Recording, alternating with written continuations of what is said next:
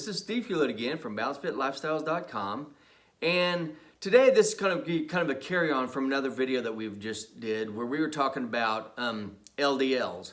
And what we were talking about then is like right now they actually call LDLs your bad cholesterol, and that's what I was thinking in the video and talking about in the last video. Is LDLs aren't bad cholesterol. LDLs are normal cholesterol, and that's what our body does when it's trying to get the fat that's being produced in your liver. We're trying to get it out of the liver, and our bodies are trying to circulate it around to the rest of our body so it can be put into our subcutaneous tissues to be used for energy later. The reason why the LDLs are considered bad is because of the amount of triglycerides that our bodies are making from the type of food that we put in that's causing us to have high LDLs. So again, there's a whole nother video on that, and please go look at that if you have any questions, which I'm sure you will if this is the first video you saw.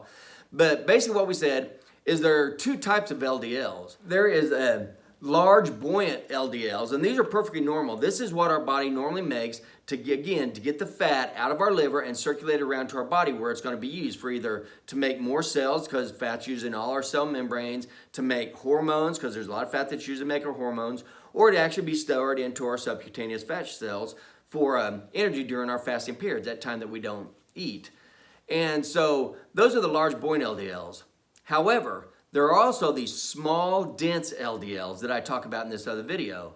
And the way we get these small, dense LDLs is by eating, it's by having a meal that's high in trans fats and high in refined sugars. And so when you say trans fats and refined sugars, what you're talking about is processed food, because that's exactly what processed food is.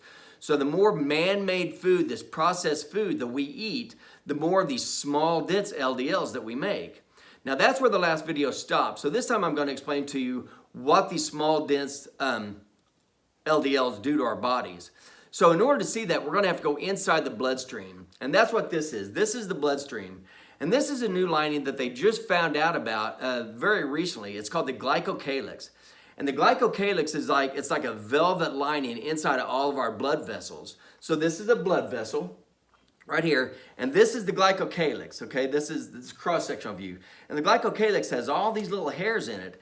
And what they found is this glycocalyx actually helps protects the blood vessels and says what stays in the lumen of the blood vessel and what gets through and goes down through the endothelial layer of the bloodstream or the blood vessels and gets out into the rest of our bodies, okay? And this is perfectly normal. But what they found is that after a high-carb meal, this glycocalyx, it starts to deteriorate. It goes down. So this is the normal glycocalyx here with all your hairs. And 6 hours later, when you get down here, this glycocalyx has shrunk up to practically nothing. Okay? And this is when it's bad. Because as we talked about in the last video, you have these large buoyant LDLs that are just normal, and those are going to go float on past. They're going to go up and stay in the lumen of the blood vessel.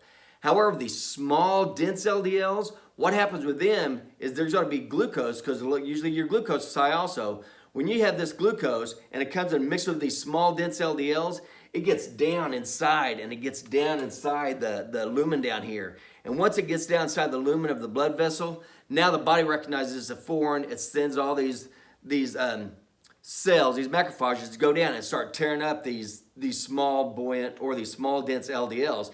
And that's what starts causing damage to all your blood vessels. And once you start getting damaged, all these blood vessels, what that does is it causes the blood vessels to swell. And when that happens, it blocks off flow to the rest of the organ, wherever the organ is.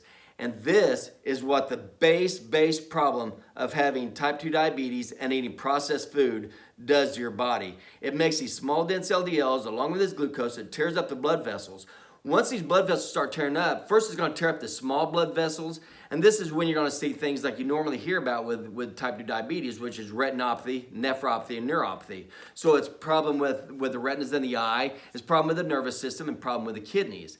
But as you continue to keep your blood glucose high and you continue taking this processed food, what happens is now this damage is starting to occur because of this glycocalyx being destroyed. It starts occurring in your bigger blood vessels also. And this is when you start seeing organ damage in every single organ in the body. This is when you start getting your kidney damage and people have to start going on dialysis. This is when you're getting your fatty liver disease. And this is when you're getting your fatty pancreas, which leads to inappropriate insulin production, which means your blood glucose are going to go high. It also leads to cardiovascular disease and strokes and cancer and even Alzheimer's disease. In some studies right now, they call Alzheimer's disease type 3 diabetes. And it's all because of the eating of processed food, keeping our high blood glucose levels and causing deterioration to our glycocalyx. And all of this causes organ damage. And this is what leaves people with extremely poor quality of life as they go on, if they got on earlier or as they go later and later into life. So the rule here is I want you to see this is what sugar does to the blood vessels. And again, just like with all my videos, it's because of the excessive amounts of high processed foods that we take into our nutrition. So if we're going to stop our organ damage, we need to stop and change what we eat. So anyway, that was the story for today. And if you have any other questions or anything, just comment below.